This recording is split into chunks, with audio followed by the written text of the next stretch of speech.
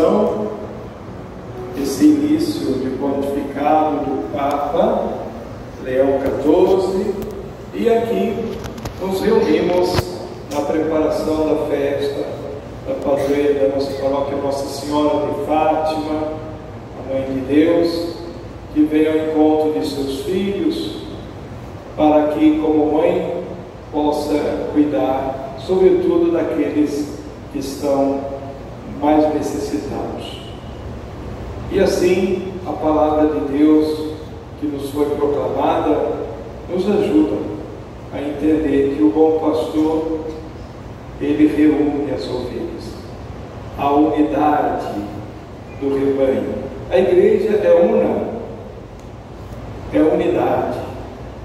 Na cabeça, como ouvimos no comentário inicial, Cristo é a cabeça. E nós somos diferentes como membros, mas formamos uma só coisa. E o pastor é ele. Nós ouvimos no Apocalipse uma multidão, muito de todas as nações, mas pelo sangue do Cordeiro foram lavados e estão em vestes brancas, a graça do batismo que nos foi dada, a filiação divina. Em cada Eucaristia renovamos a unidade na fé, no amor de Deus que nos atrai, mas queremos ser também sinais deste amor para os outros. Ninguém dá o que não tem. Por isso, que bom sentirmos amados, cuidados pelo bom pastor que é Jesus. E ele diz, claro, eu e o Pai somos um. Esta unidade com o Pai é a base da unidade de toda a família de Deus.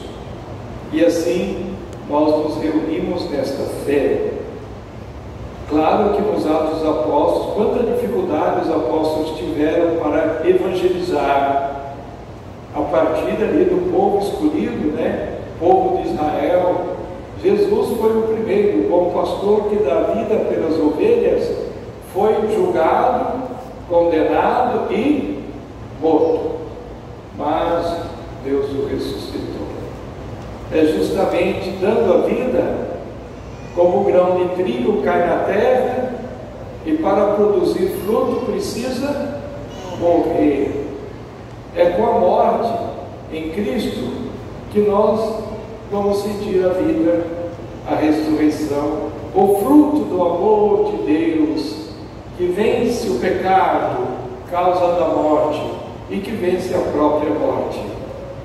E vence o autor do pecado e da morte, que é o próprio diabo, Então, nós vemos que a Virgem Maria é uma pastorinha.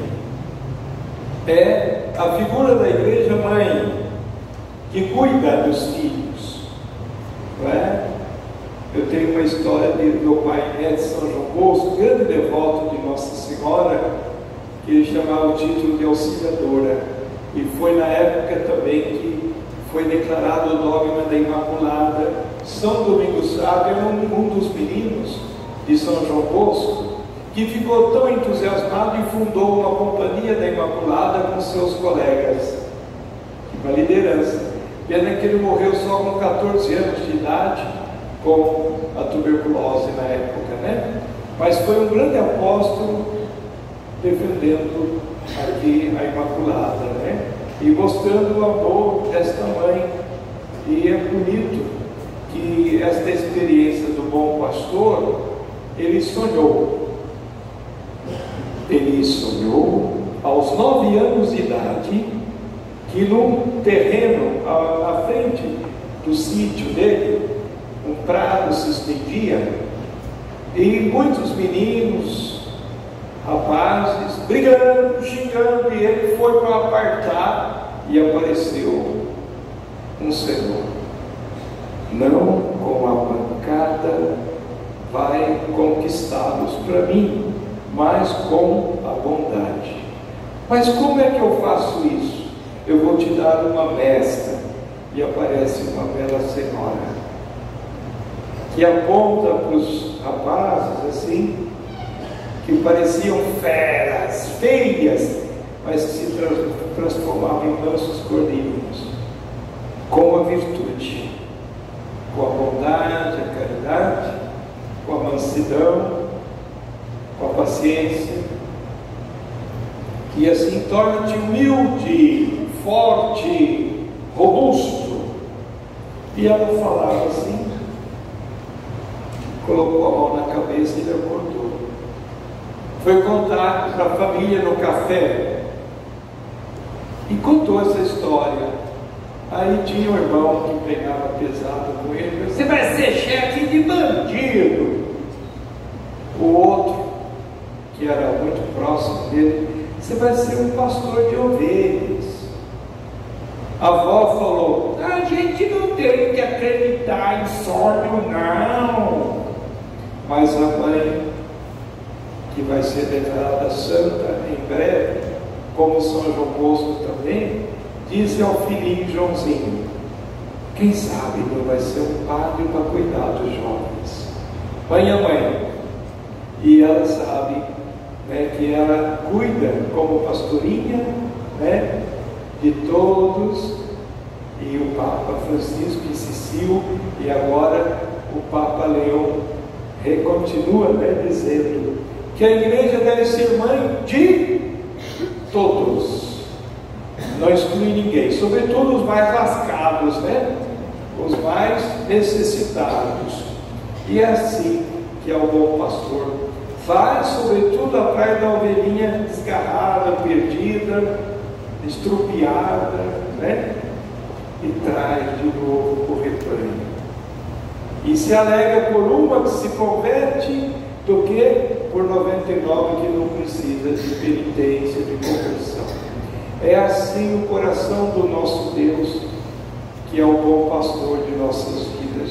Em Jesus Cristo veio para reunir o rebanho, a família de Deus que estava dividida pelo pecado, do alto da cruz, pelo amor maior do bom pastor que dá vida pelas suas ovelhas.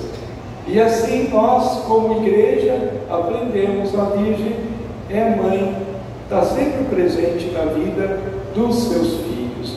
E no título Nossa Senhora de Fátima, eu tive uma experiência forte também, porque em 81 eu fui estudar em Roma, e quando eu cheguei lá, estava no hospital quem? Papa São João Paulo II. Por quê? No dia 13 de maio de 81, o turco Aliaca atirou para matar, mas a Virgem protegeu o seu filho predileto, né? Como aquela bala que eu teria matado não matou. E justamente esta bala está hoje na coroa de Nossa Senhora de Fátima em Portugal. Mas o Papa, quando saiu do hospital, veja só, ao invés de julgar e condenar quem atirou para matar, ele foi visitar lá no presídio, mostrar o carinho de bom pastor também por essa ovelha desgarrada, né? E assim ficou histórico esse perdão, né? E o nosso Instituto Salesiano era na frente do presídio Relívia de Estado, na via Tiburtina, em Roma. Assim, toda a nossa comunidade, éramos uns 60, saímos para fazer uma homenagem ao Papa, né, que estava chegando no presídio para encontrar-se com o turco. Então eu vivi este momento que marcou profundamente a minha vida. E lembrar-se de Fátima é ver, em tempo de guerra, né, ela está se encontrando com os filhos para consolar, para fortalecer e dizer que este mundo de pecado precisa de conversão, e é pela oração que nós teremos a força, sobretudo do Santo Terço, que ela propagou. E depois, o terceiro segredo, além da conversão, ela é do terço da conversão, o terceiro é o atentado do Papa, né? Todos já sabemos que foi só agora, recentemente, com o Papa Francisco, que se concluiu a revelação deste terceiro segredo de Fátima, que era isso, para mostrar que que a mãe está sempre acompanhando o filho. Na cabeça, que é quem representa Jesus, o vigário de Cristo na terra, né? Agora nós temos Leão XIV, tivemos Francisco, tivemos ali também Papa Bento, né? E o Papa São João Paulo II, que viveu essa experiência em 13 de maio. Mas todos eles estão sempre sendo cuidados pela mãe. E a mensagem que os cardeais, reunidos antes da indicação do novo Papa, deram, e o Papa insistiu logo que assumiu: a paz esteja com vocês.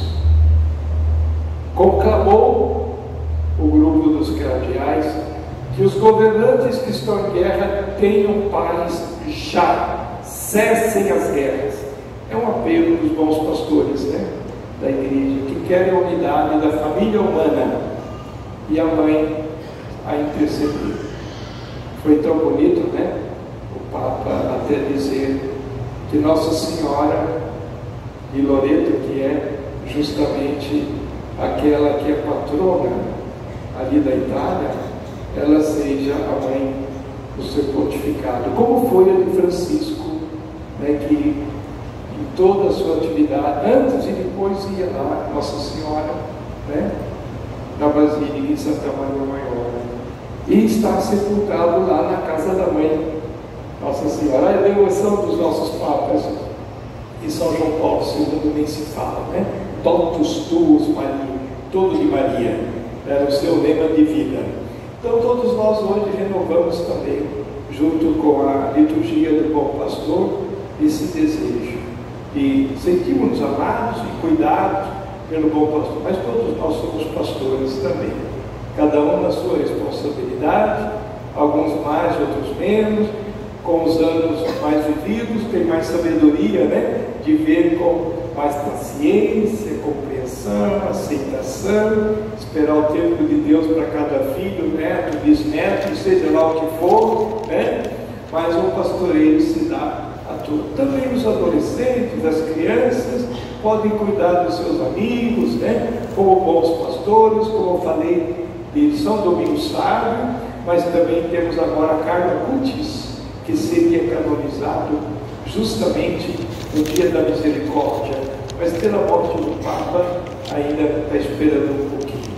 São meninos que dão exemplo dessa intimidade com Nossa Senhora, dessa capacidade de oração que ela convidou que todos rezássemos, né?